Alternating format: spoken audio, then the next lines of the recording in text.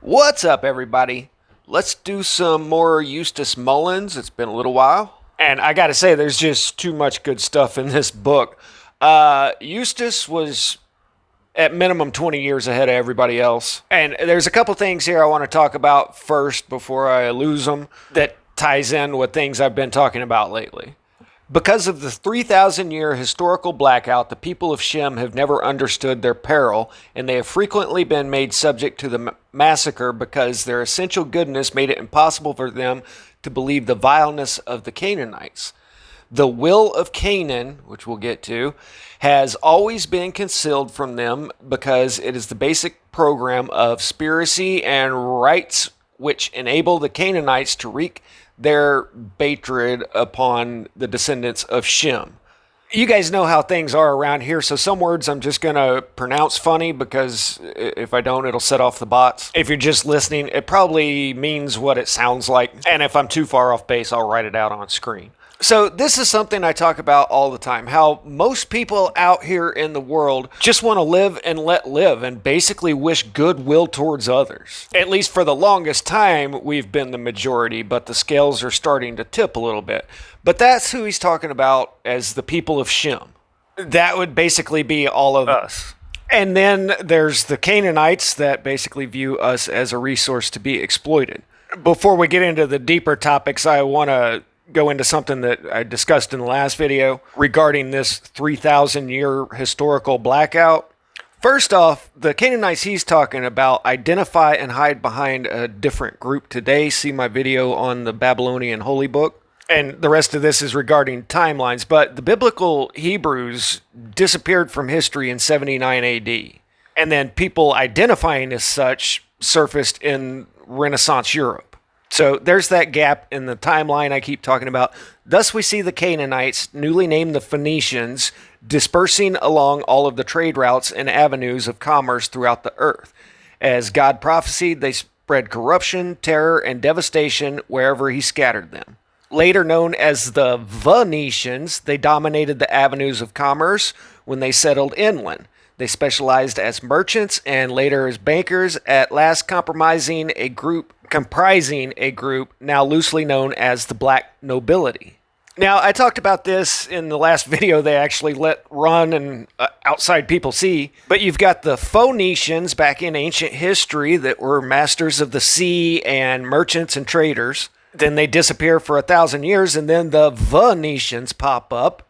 All the same qualities. Now, my last video was about how there's all of these duplicates of history that Famiko thinks are recent events told over and over by different names, which is exactly what I think about the Phoenician Venetians and Alaric in the sack of Rome, supposedly 5th century AD, and the Italian wars of the 13th, 14th century.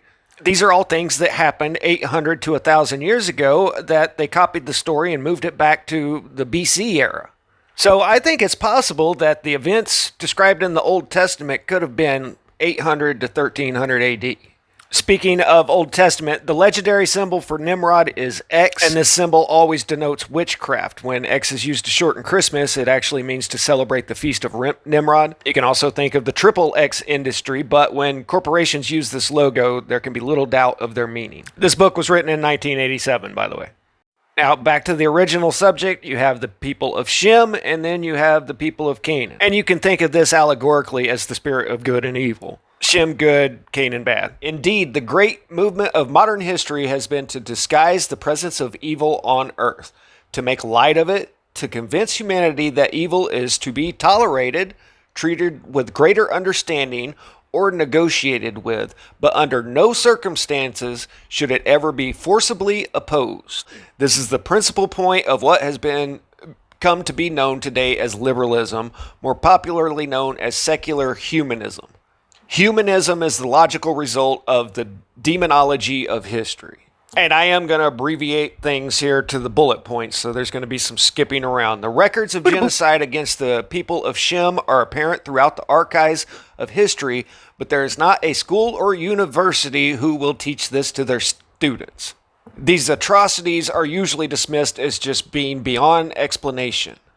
The reason for this is that the descendants of Ham, the Canaanites, traditionally have usurped the educational process through their earlier usurpation of the priesthood to carry on their satanic work.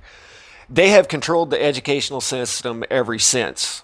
Now, back to the earlier idea of there being two different kinds of people in this world, the live and let live, the Shems, people of Shem, and then the Canaanites, and this is referring to after Noah and his 3 sons. In order to understand why the name of Shem was systematically reviled and concealed throughout the records of history, we must return to the record of his thoroughly degenerate and evil nephew, Canaan. Canaan was so wicked that his last will and testament to his children was a formula for vice. It read, "Love one another, that is, of this tribe only. Love robbery, love lewdness, bait your masters, and do not speak the truth." Let me fill in here that Canaan was cursed by Noah to be a slave of slaves for seeing his nakedness. We'll get into that later. This remarkable document, the Will of Canaan, is to be found in only one place in all the world's theological literature, the Babylonian Holy Book that I recently talked about. Now look, none of this has anything to do out there with anybody whose name starts with a J and have a certain religion. It's about people that claim to be them, but they follow this Babylonian Holy Book, which, like I said in that video, you can't even find this in English, and there's good reason for that. It's the only holy book in the world not in English. And their whole philosophy is to corrupt all that is good. This is the driving force behind the whole inversion of reality where good is evil, evil is good. Oh, he's just a minor attracted person that needs to be flayed in the streets. But that's how this whole tolerance things works. You know, it started out as, they just want alternative lifestyles to have the right to marry. And I'll just tell you, they played this game in Germany 100 years ago and they got called out on it.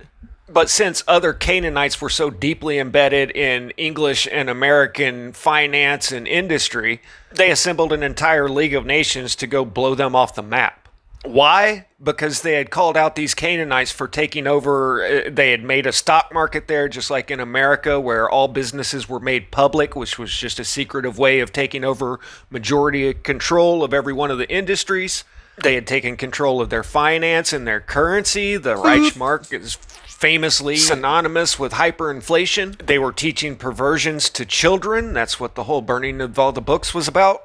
They were doing everything that they're doing in America today, and they got called out on it. And these subversives got sent to political camps. But since the Canaanites own newspapers in the countries all around the world, all of that got twisted. I'm actually surprised at how little backlash and unsubscribes I got when I started talking about this subject, because a lot of the people out there, you will never tell them anything otherwise. The only thing that they know for sure about history is that the Germans were just evil incarnate. These Canaanites lied and told the whole world that Berlin was out to conquer the whole world. When in reality, well, here, I can show you. Don't take my word for it. I got this big old book here, as thick as my fist, that is the newspaper clippings of the last 100 years as events happened. I'll be doing some videos on this in the future, and Rosalind, if you're watching, thank you for the book. I'm really sorry to hear about your friend. I hope you're feeling better. But it is really cool going through this and reading the articles at the time that events happen. As you're reading these, it's really easy to see the outside influence that shaped American public opinion. But this was published in the 80s in New York, and I'll just jump back to this. They've controlled the educational system ever since. That includes publishing. And this isn't news to me, but most people don't know this. October 20th, 1939, A.H. is bristling at the rejection of his peace offer to London and Paris. The German government said, quote, "England and France rejected our hand in peace. They threw down the gauntlet, and now we've taken it up." Now, what everybody's been taught is that they wanted to conquer the world. The truth is that A.H. really liked the English. He tried everything he could to just open up international trade. But the internationals saw him as a threat to their monopoly and domination of world markets. Now let's fast forward 6 years. Dresden, the Florence of Germany, is a molten, blazing mass tonight. Allied booms rain down on the city continuously for 2 days. Priceless art and architecture from the 17th and 18th centuries are destroyed. More than 130,000 people, most of them civilians, are no longer. So the first article, you can tell how they're just so happy that they frustrated his plans when he was trying to broker a peace deal and avoid what happened over the next 6 years. And what really happened was the Canaanites got called on their espionage. This is talking about the French Revolution. Because of their bloodlust and their constant desire for humsack, the Canaanites were able to turn the Huguenot massacres into a great orgy of ritual offering. Youngins were seized and thrown into pots to be boiled or tied in great skillets while crowds hooted and reveling in the entertainment. Families were dragged out into the square in cities and villages to be offed one by one. No one was spared the terror of the mobs, whether elderly or invalid. Their property was then divided up among the eagerly waiting instigators, who would then rush off to find other victims.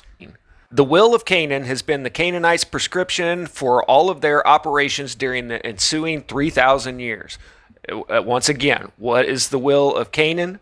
That you love your tribe, nobody else. You can take them into captivity, you can do whatever you want to them, but your tribe is the best. Even the chosen. Any of this sound familiar?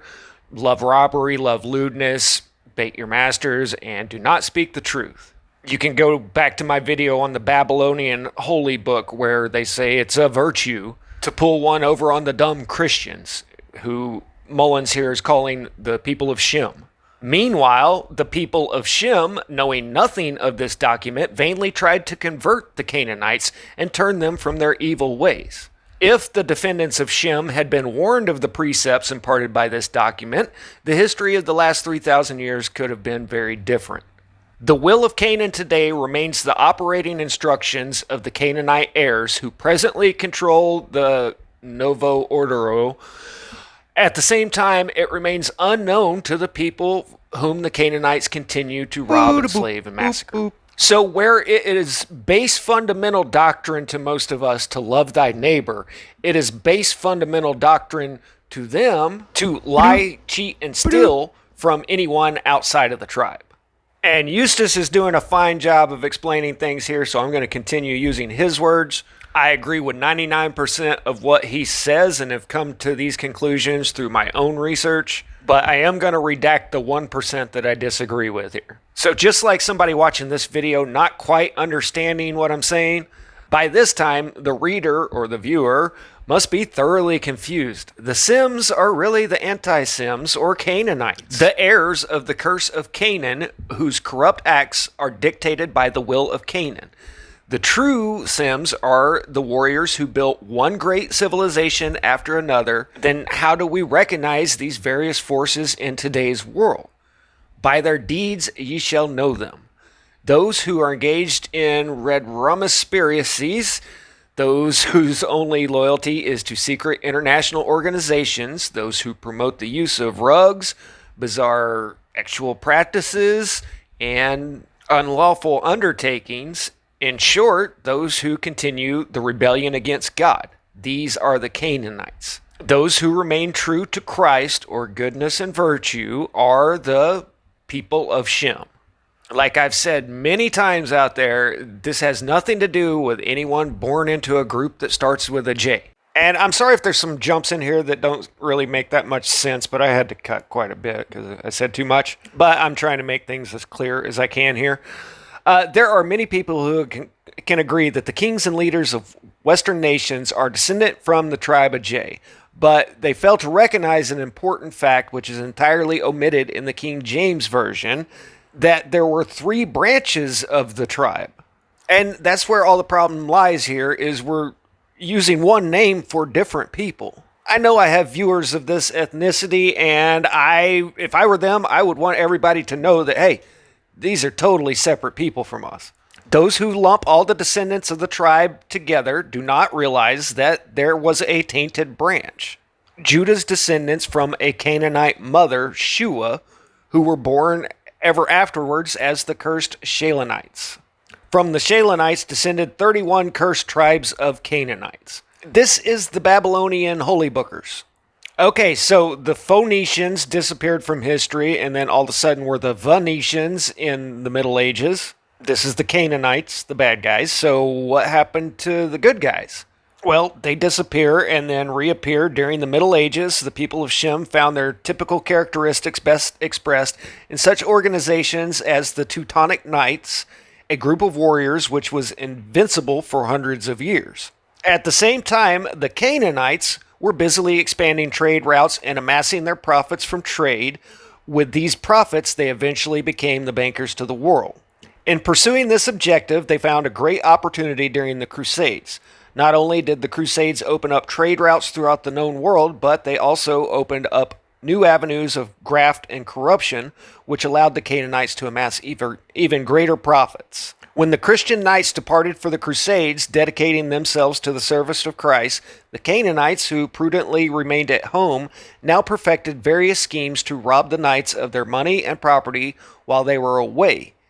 In the book Ancient Knighthood and the Crusades, we find that some of the Crusaders, quote, found shelter and protection at the hands of the Teutonic Knights, who were engaged in looking up the frauds perpetrated by the rapacious monks and clergy who had forged title deeds and mortgages upon lands and property of absent Crusaders or those who had fallen in defense of the cross in the Holy Land. A study of the causes of the Crusades at home and abroad, when other than the scum of Europe which settled upon its dregs, the best people had been almost entirely obliterated from the face of the continent. The rapacity of the popes and clergy down to the lowest monks was appalling to those self-sacrificing places and homes of their kindred, and upon investigation it was discovered that frauds, forgeries of title deeds, and confiscations under pretext of heresy had despoiled their kindred, and the meager few who had survived were beggars upon the highway and lanes, perishing as tramps by the wayside. In my video about the Venetian black nobility, I talk about how the Medicis and others had taken over the church, started this whole humanist movement, and allied with the merchants of Venice, the Venetian nobility. It was this unholy alliance that controlled the seas, and who controls the seas controls all of the trade, therefore big money. And these clergymen that were sending the knights off to fight in the Holy Land were confiscating everything those knights owned while they were gone. The inspiration for the French Revolution and all of these crazy things that have happened throughout history can be traced directly to the doctrine of secular humanism, which has been formulated at the Accademia of the Medicis in Florence, and which were but a modernized version of the Kabbalah. I think the K and Plato and the whole idea of the Roman Republic was written in the 1300s. So does Ruckus. Gemesto Platon of the 1300s wrote Plato and pushed it back 1,000 years. And this happened a lot at this time. It's really no secret that the Zohar was written in the 1300s by a guy that afterwards they interviewed his wife, and she said, well, he wrote it himself, but said that he copied it off of an ancient manuscript. It was actually a common practice to write something and then date it back way before you so it's got some authenticity dust on it. And this supports that thought. The placing of human interests first in all things created a climate which made possible the guillotining of Louis XVI after denying God. It was a simple step to deny the authority of a monarch who ruled by divine right. From the Neoplatonic humanism promulgated by the de Medicis came the cults of the Rosicrucians and Masonry. This Neoplatonic humanism that he's talking about was Gemesto Platon claiming to have found these ancient writings of Plato. Their whole goal was to disavow the authority of a monarch who ruled by divine right. And what else did Plato write? Plato's Republic, the idea of a utopian society ran by democratic rule. The humanists and the Renaissance reinvented history. That's the de Medicis and the Church of Rome, with the goal of taking power away from the monarchy to the Canaanites. And by 400 or 500 years, by the early 1900s, this succeeded. That was the last of the great monarchs. Charles of Austria was the last of the Habsburgs. This is why all of these different forms of government, all the isms, have popped up in the last 200 years. Now let's go back to what I read at the very beginning and see if this all makes sense here.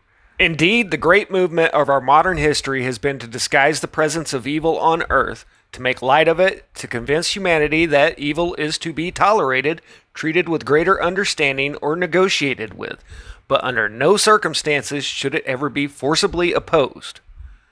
This is the principal point of what has come to be known as secular humanism, which is more popularly known today as liberalism. He wrote this in the 80s, and that's all changed around. So the problem is that this very LBism can be traced in an unbroken line all the way back to the biblical Curse of Canaan. Humanism, modern LBism, is the logical result of the demonology of history. So, if you just watched this entire video and you don't understand what's going on in the world out there, I don't think I can do any more to help you. I know this doesn't answer everything, but it should give you a good outline of why things are the way they are. Maybe this internet exodus of mine is a good thing. I still don't have internet, but it's got me to where I'm reading more valuable information instead of wasting time on all the distractions out there. But I definitely want to do more on Mullins in the future, and then definitely that newspaper book, because it's interesting watching things unfold in their historical context. And when you look at the overview of the newspaper articles of the last 100 years, you can taste the propagee. Whether you look at this will of Canaan as historical fact or allegory really doesn't matter. They may look at it as allegory. But this really does seem to be an ethos that they live by, to where we are nothing more than livestock. There's literally a story in the Babs of how their holy man, the Rab, knew the will of God better than God did. And after God sending multiple signs saying that, yes, this is my will, and the holy man disagreeing, God finally has to admit that his creation now knows better and is smarter than him. That's just a whole new level of hubris, and if they think that they are superior to God himself, then yeah, they probably don't think very highly of the rest of us. And this does seem to be the creed. I'd love to be able to look around the world and say, nah, there's no way that this is true, but look around the world. Do I really need to explain more? Static out.